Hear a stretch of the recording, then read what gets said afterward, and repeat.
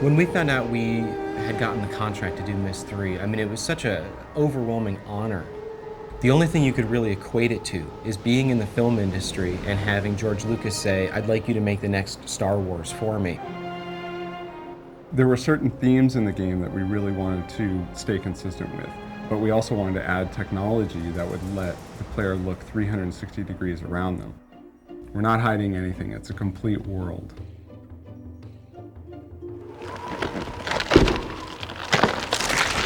To say that we had a lot to live up to is a horrible understatement.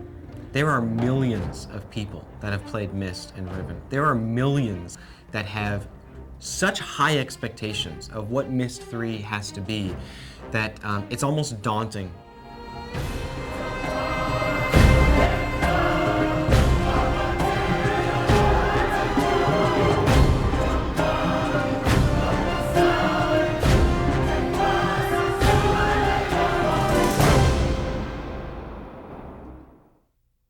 Myst was a remarkable product when it first came out in 1993. A company by the name of Cyan produced the product. It's a phenomenon in the game industry. No game has ever sold that well. The premise behind the Myst series is that this culture called the Dunny have found a way to link to the infinite possibilities that there are in the world by writing these books. And essentially, the great thing about this from a designer's perspective is that you can let your imagination wander. Anything that can be imagined exists somewhere. All you have to do is write it.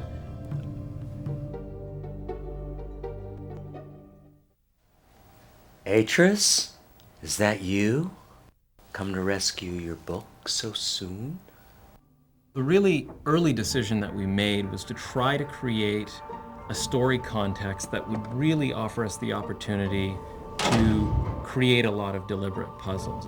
The lesson age concept gave us a great foundation to start from. My sons, I promise to teach you the secrets of my ages. This world is The idea behind the lesson age concept began with a question. I was looking at Myst Island from the original game, and I was thinking, why would someone who has the ability to write a link to a world with such diverse and unusual elements within it?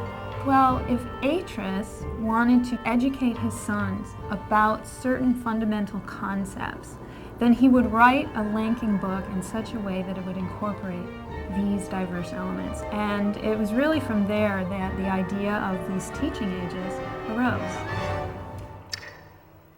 This what you expected, Atris? When you followed me here hoping to reclaim relation? One of the challenges of telling a story in an interactive game is that you can't always control what sequence of events is going to occur in the game. So in order to make a story work in Exile, we had to come up with ways in which we could tell the story from various directions. What's the matter, Atris? Can't remember how things work? You'd get snippets of the story the more you progress through the game.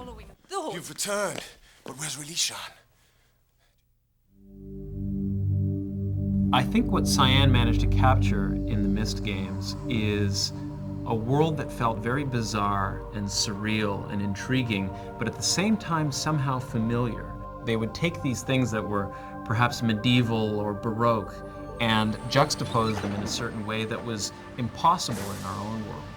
And I think that made it very accessible for a lot of people. What I really wanted the designers to explore was the boundaries of what was defined as an age. In Myst and Riven, you see an age as this island within sort of an endless sea in this world.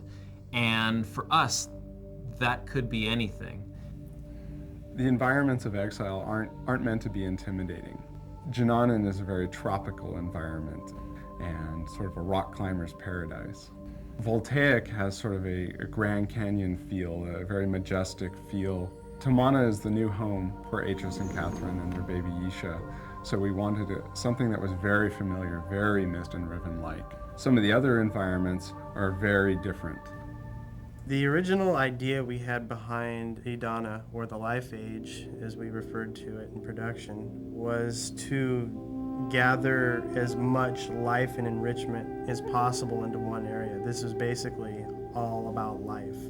The idea of the inverted tree was taking something normal and tweaking it and making it a little abnormal. Taking the tuft of the tree and turning that into the enclosure or the living space and letting everything else fall into the ocean, and then going for the absolutely radical.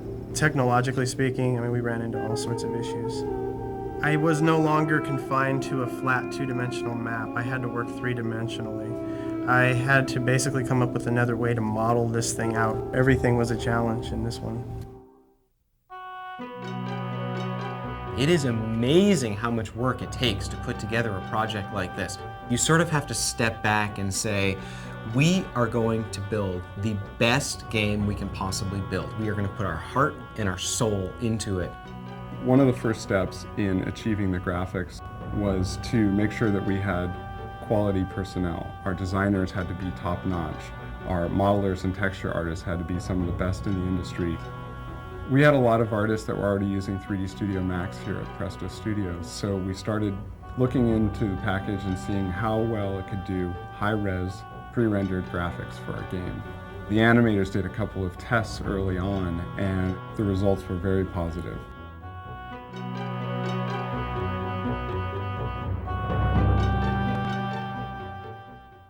The first challenge I faced on the Age of Junanan was building the terrain. I started out with a low poly proxy surface, which let us mask things in really quickly.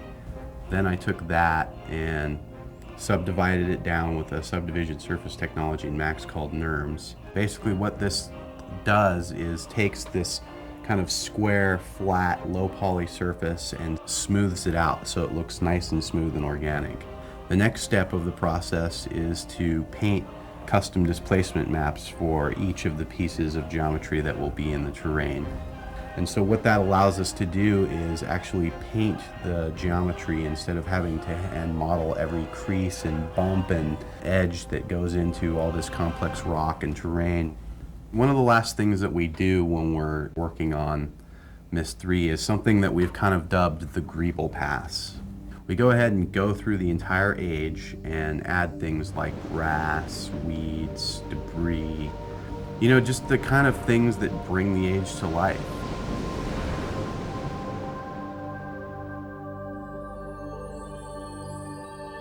I think with Exile, we really felt we had the opportunity to push the boundaries of pre-rendered 3D graphics to really create an exceedingly detailed, realistic world. What I really wanted the textures to provide for the player was that connection to the real world. The texture artists had a fairly large resource to draw from in the library that we've created over the last 8 years of developing photorealistic adventure games.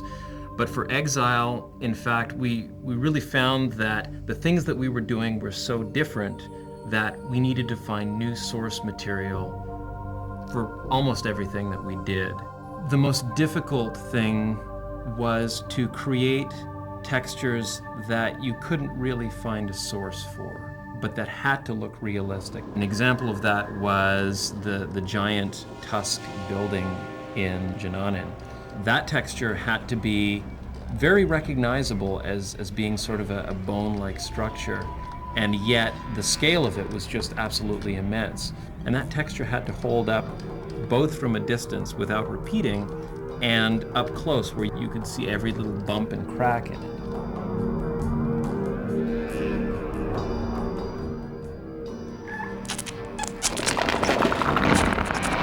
With the puzzles, we really wanted the player to have a clear idea of what they were going to do and what they were trying to solve, and be able to see the outcome of their trials right away.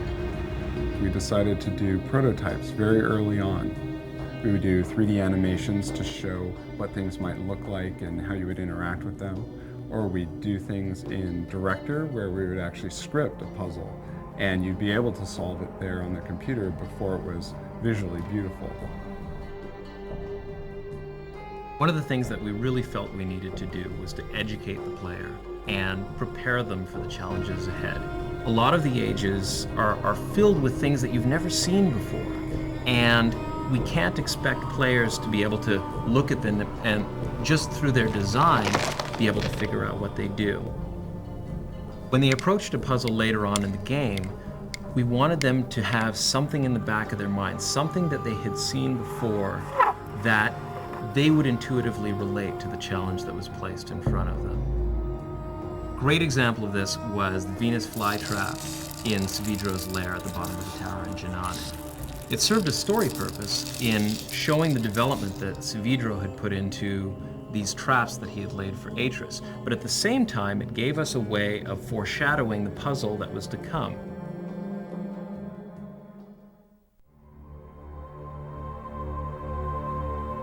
In my own opinion, I think that lighting was probably the most powerful tool that we had in creating these worlds. The mandate that I really put on each of the animators was to, with every scene that they created, to create something that would be a back-of-the-box picture.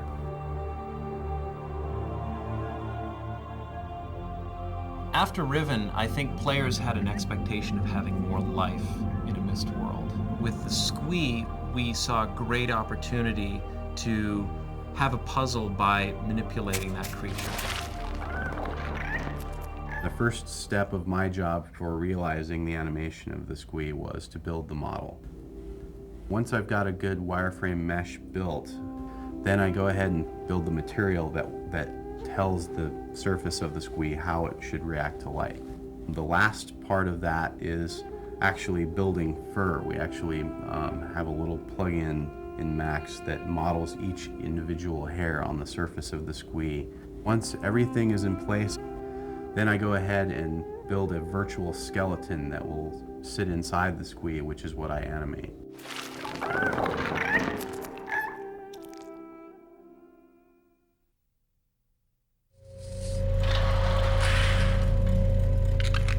Almost every animation in the game requires a very specific sound. The ocean water lets you know that there's this vast ocean out there. A little bit of wind makes it feel real. So when sound first comes in, it really sets the mood for the entire environment. Creating a sound effect, because of the meticulous detail in Exile, it's never quick. Organic sounds are very difficult to create because of the tools that I'm using. But on the flip side, a mechanical sound is much more involved. Some of the sounds that I use in, for instance, the observatory are extremely mechanical. Every process within that observatory is powered by this huge clock-generating, mechanical, looping, rhythmic thing. The elements that I put into this sound, I mean, there's probably 50 or 60 playing at any time. Speed. Real concern and action. Atris usually doesn't keep people waiting here this long. He's just been so concerned about his books. Myst 3 was a very complicated video shoot. There was a lot of very specific camera techniques, lenses used, that type of thing. Every single light that was in the computer-generated world, we would match on stage with a real physical light. And we'd use all kinds of gags, things to block to simulate leaves, or cutouts to simulate doorways. All of these kinds of things help to sell the shot. When the character walks into the room and the light falls on them properly, you can't tell what's reality and what's computer generated. I suggest that you think very carefully about using it. Because the one thing I know about linking books, the doors they open don't close behind you. We had a really tricky shot in Exile. The idea was Atris walks in one end of his study and Savidro sort of links in behind. And we wanted to have this single continuous shot where the camera turns and looks at Atris and then turns all the way around and sees Savidro. The final composite with all of its elements actually took place over the course of 2 months. You have 4 pieces of video, you have special effects, you have the fire, you have the curtain falling away, and on top of that you have the camera swinging around, wherever it wants to go. Getting that effect done in the can, looking right, was probably the most difficult video I've ever had to do in my entire life. Basically, we take the original footage, which is shot on blue. We knock the blue out of that, so all we have is the character that remains. We drop the character on top of the background, and that gets us 80% of the way there. In Combustion, we put it all together, sort of timing this piece over here, this piece over here, and because Combustion is actually a 3D compositing tool, we're able to move the camera and swing it around. It's a tremendous opening to the game. No! No!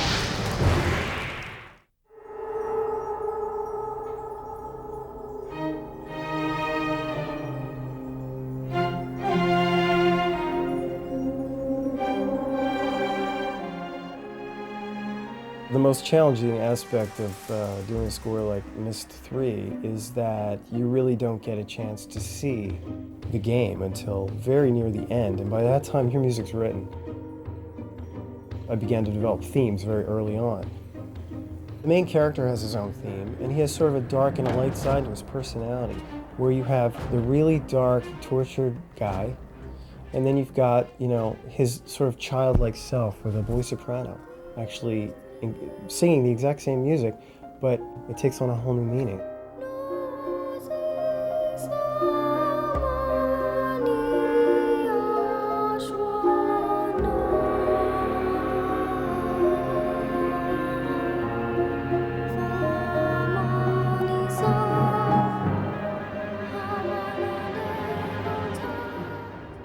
Then there's also sort of the theme of the entire game, with all the choir singing in the language of this new title. I sent the first draft to Presto, and they're like, okay. And it was really a fortunate place to start, because that really was the umbrella under which everything else could be tweaked and developed. The music is the unseen character in any media form. It does become something that the listener may not really be thinking about, but yet affects their perception of what's actually happening on the screen, whether it be a computer screen or a television or movie screen. Meeting the Dunny, those brave men and women who are building a new life for themselves, I realize I've been given another chance as well. We designed this unseen character together between Presto and myself to heighten the drama, to heighten the experience.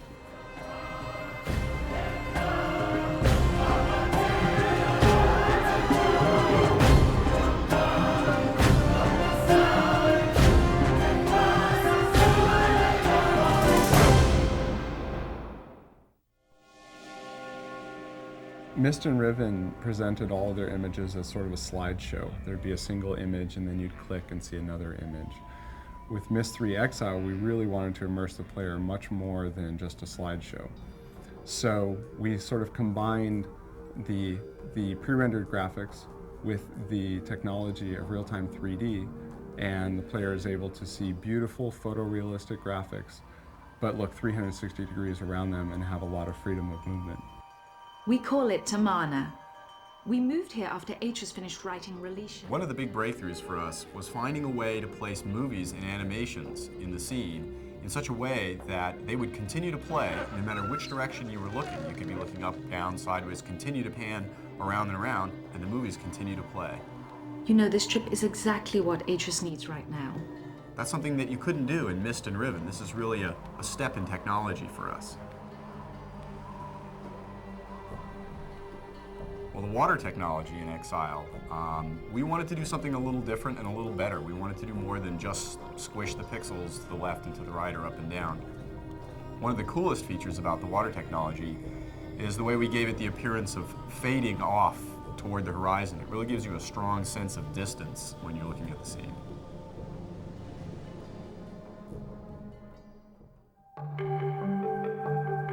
The most exciting part for me is being at the end of the chain and actually being able to get my feet wet, programming some of the things in the game. The building of the worlds probably takes one person a month or 6 weeks per world. It's fairly easy to get the navigation working and the animations in, but the implementation of the puzzles is usually the challenging part. In a real-time game, the graphics are drawn every frame, maybe 30 frames per second while the player is playing. But because Exile is a pre-rendered game, that means we're generating the graphics much earlier and they're fixed. We have to account for all the possibilities.